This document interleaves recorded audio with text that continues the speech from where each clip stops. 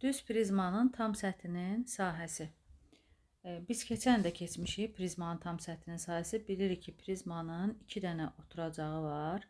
Yəni onlar da düzdürsə həmin fiqurlara görə onların sahəsini tapmalıyıq. Burada 3 bucaq düz prizmada, indi 3 bucaqlı prizmada 3 bucağın sahəsini tapacağıq. Bir də yan üzlərin sahəsini.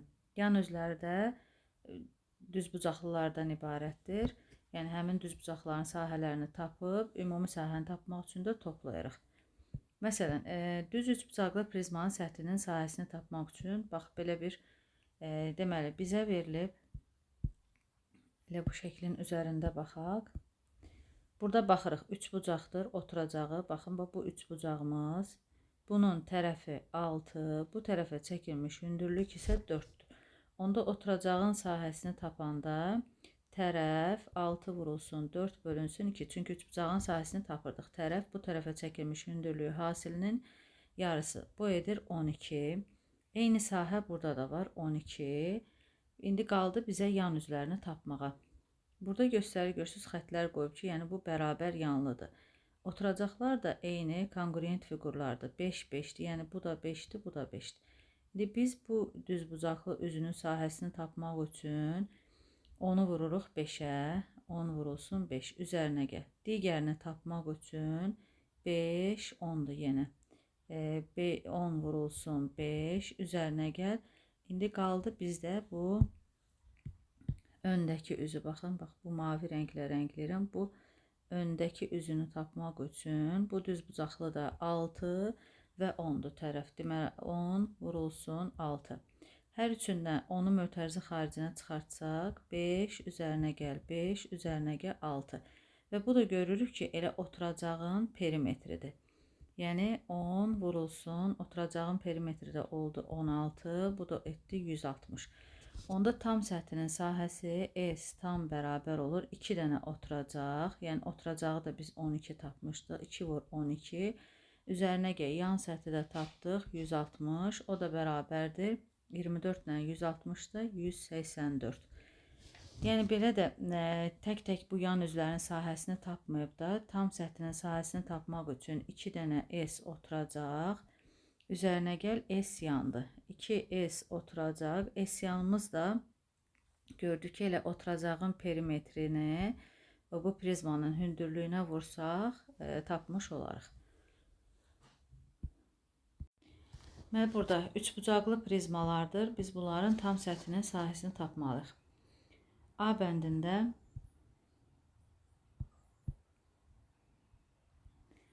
demək, oturacağın sahəsi S oturacaq bərabərdir. Üçbucağın tərəfi 30, ona çəkilmiş hündürlük isə 8'dir. Yəni 30 vurulsun 8 bölünsün 2, bu ixtisar getdi 4, 120. Bir də tapmalıyıq yan üzün sahəsini. S yan da bərabərdir. Biz bayaq göstərdik ki, elə oturacağın perimetrini hündürlüyə vursaq kifayət edir. Yəni 17 üzərinə gəl, 17 üzərinə gəl, 30. Çünki bu oturacağın tərəfləridir. Bu 17, 17'dirsə burada 30 olacaq. Çünki oturacaqlarda konqruent fiqurlar. Bunu da vururuq 35'ə. O da bərabərdir. Bu da edir 2240. Onda S tam bərabərdir. 2 dənə S oturacaq. Yəni 2 vurulsun 120. Üzərinə gəl S yan 2240. Bunun üzərinə gəlirik 240'ı. Bu da edəcək 2480. Burada görürsünüz açılışı da verib. Bax 17 vurulsun 35. Bu birinin sahəsi. 30, bu 35 eyni qalır. 30 vur, bura oldu 17 vur 35. Bura olur 30 vurulsun 35. Bu yan üzdə yenə olur 17 vurulsun 35. Oturacağımız isə 30 vurulsun 8 bölünsün 2'dir. B bəndində şəkili belə qoysa da, bax, bunun oturacaqları 3 bucaq olur da. Və bu 3 bucaqlar bunun oturacağıdır. Hündürlüyü isə budur, 10 cm olan.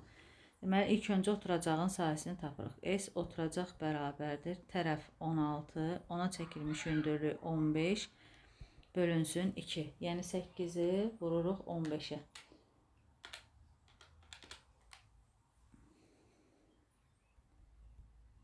8 vurulsun 15, bu edir 120. İndi yan üzlərini tapmalıyıq. S yan bərabərdir oturacağın perimetri. Oturacağımızı da tərəfləri baxırıq burada bax 17, 17 və 16-dır. 17 üzərinə gəl 17 üzərinə gəl 16, hündürlük isə 10-dur. Vurulsun 10. O da bərabərdir 34, 16, 50, bu da 10, 500. Onda S tam bərabər oldu. 500 üzərinə gəl 120, 620. Burada 2 dənə S oturacaq olmalıdır. 2 vurulsun 120.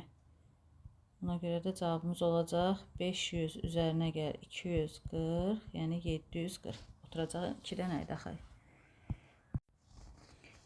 İndi yenə burada əsas odur ki, bax oturacağın tərəf sahəsini tapmaq üçün tərəf və hündürlüyü təyin edin. Baxırıq burada yenə tərəfimiz 12, ona çəkilən hündürlüyü isə 8-dir. Görürsünüz, oxla göstərib. Deməli, S oturacaq bərabərdir.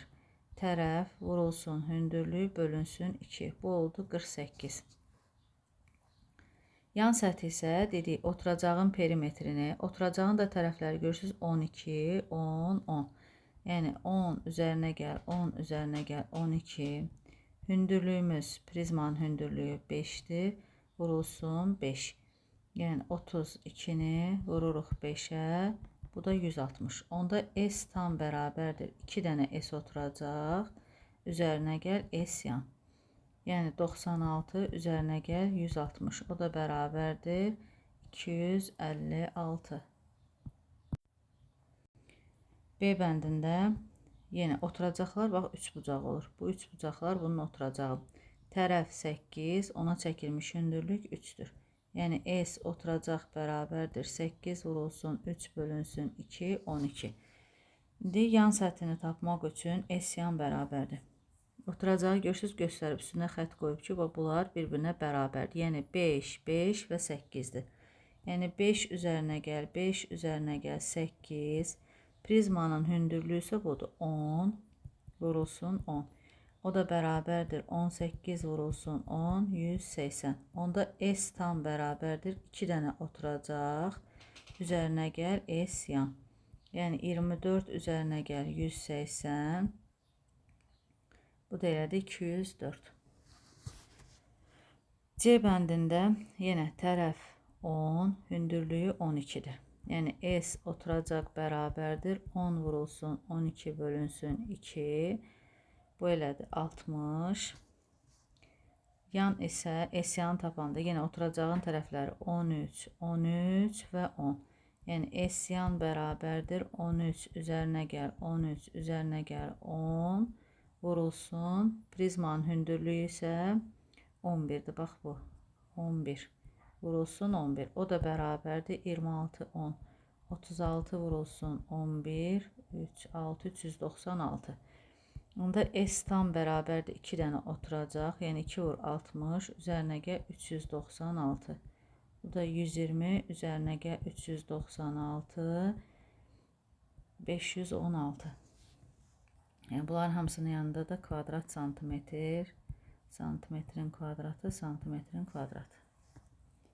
Yəni bizim işimiz əsas oturacağın tərəfini hündürlüyünü təyin etmək. Sonra tək-tək də yaza bilərik. Məsələn burada 11 vurulsun 13, 13 vurulsun yenə 11, bir də bu üz 10 vurulsun 11. Onlar da tək-tək yazmayaq deyə elə oturacağın perimetrini, hündürlüyünə vursaq, yan səthin sahəsini tapmış oluruq.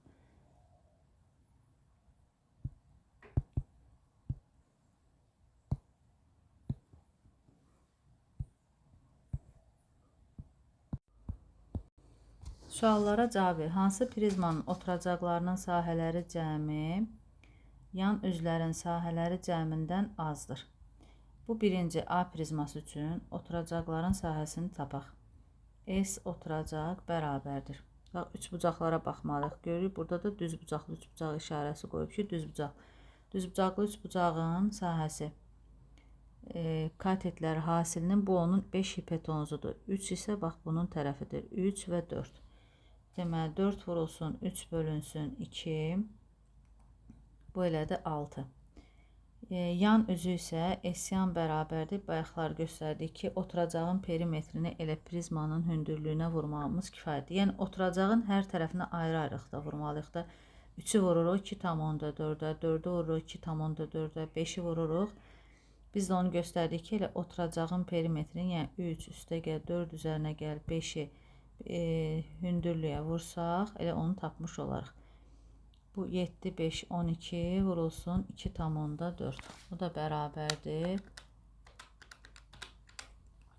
28,8. Bizə də deyir ki, oturacaqlarının sahələri cəmi, bunun 12 oldu.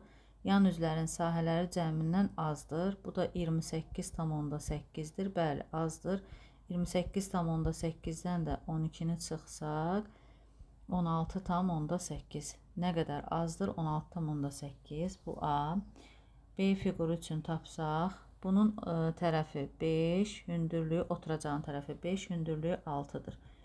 Onda S oturacaq bərabərdir 6 vurulsun 5 bölünsün 2. Bu etdi 15. Yan səthi isə oturacağın tərəfləri 6,5, 6,5 və 5-dir. Yəni S yan bərabər 6,5 üzərinə gəl 6,5 üzərinə gəl 5. Prizmanın hündürlüyü isə 7-dir. Vurulsun 7. 13 ilə 5 18 vurulsun 7. Bu da 126. 2 dənə oturacağımız olacaq 30. Bu isə 126. Və nə qədər azdır? Yan üzlərin sahələri cəmidən, yəni 126 minus 30, o da bərabərdir 96. İndi bu fiqurların tam səthlərinin sahəsini də tapaq. S tam bərabər idi. S yan, yəni 28,8 üzərinə 2 dənə S oturacaq, yəni 12.